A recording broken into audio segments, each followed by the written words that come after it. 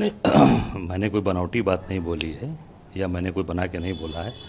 जो उन्होंने पूर्व में अपने परिवार के घर के साथ जो किया गया है उसी को हम लोगों ने बोला है। कोई अपनी तरफ से बना के या मैंने कोई अपशब्दों का प्रयोग या मैंने कोई गलत बात नहीं बोली।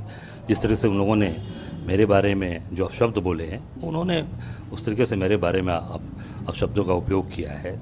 और राजनीतिक अलग विषय है, पर आप किसी का अपमान करेंगे, किसी को आप मान मर्दन करेंगे, मैं समझता हूँ कि ये उचित नहीं है। और मैं समझता हूँ कि जो व्यक्ति पढ़ा लिखा समझदार आदमी है उसको समझदारी से और अपने जो चीज़ें हैं उस पर निश्चित तौर से आपको समझदारी का परिचय देना चाहिए। हम कह रहे हैं कि मध्य प्रदेश सीट बंटवारे में ये चर्चा हुई थी कि जो सपा के पुराने कैंडिडेट जीते हुए हैं। अब इस बारे में मुझे कोई जानकारी नहीं है।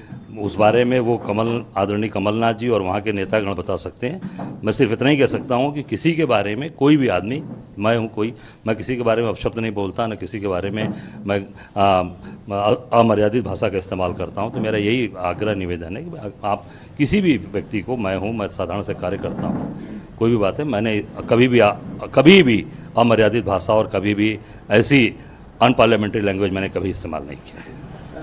जाति जनगणना को लेके वो कह रहे हैं कि कांग्रेस ने जाति जनगणना को सबके सामने नहीं लाया था। अब वो चाहती है कि जाति जनगणना आए, क्योंकि उनको पता है कि वो जो जनगणना और जो निचला तबका है वो उनके साथ में है। नहीं, सभी अभी जहाँ जब स्टेट्स के चुनाव हुए हैं, कर्नाटका में चुनाव हुए हैं, देख लीजिए वहाँ की स्थिति क्या रही है।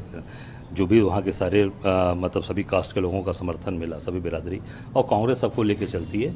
अब अभी देखेंगे, अभी जो 5 स्टेट के चुनाव हैं उसका भी परिणाम सब सामने ही आ जाएगा। तो जाति जनगणना के लिए हमारे राष्ट्रीय नेतृत्व आदरणीय राहुल जी ने और हमारे राष्ट्रीय अध्यक्ष जी ने सारी बातें रख दी हैं। निश्चित तौर से हम उसका समर्थन करते हैं और जल्द से जल्द होनी चाहिए।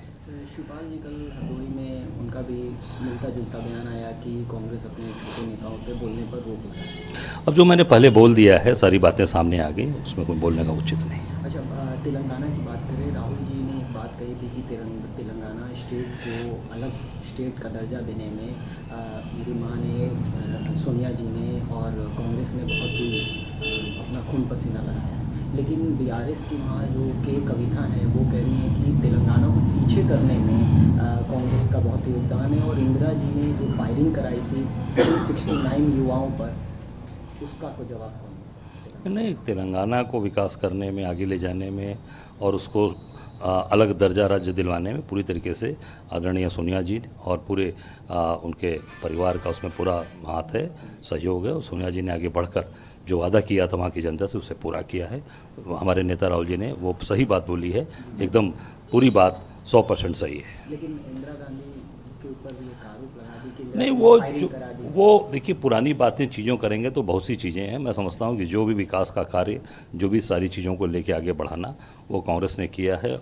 और आदरणीय सोनिया जी ने उसको निश्चित तौर से अलग राज्य का दर्जा दिलवाया और उसमें विकास का कार्य जो तेज़ी से हो रहा है। 5 राज्य के चुनाव को लेकर क्या आप कहना चाहेंगे? 5 राज्य के चुनाव, पाँचों राज्य के चुनाव के परिणाम हमारे पक्ष में, कांग्रेस के पक्ष में। मध्य प्रदेश में जीत रहे हैं, राजस्थान भी डंके की चोट पर जीता जा रहा है, छत्तीसगढ़ भी जीत रहे हैं, तेलंगाना मजबूती के साथ एकदम सारी चीज़ें खड़ी हुई आगे जीत रहे हैं, मिजोरम में भी जीत रहे हैं। और निश्चित तौर से बाकी दलों का सफाया हो जाएगा वहाँ से। सर, आखिरी एक सवाल कि आज इसरो ने गगनयान की लॉन्चिंग, सफल लॉन्चिंग की है, उसको क्या कहेंगे? नहीं, निश्चित तौर से मैं अपने वैज्ञानिकों को शुभकामनाएं देता हूँ। निश्चित तौर से भारत को गर्व है, हम सबको गर्व है उनको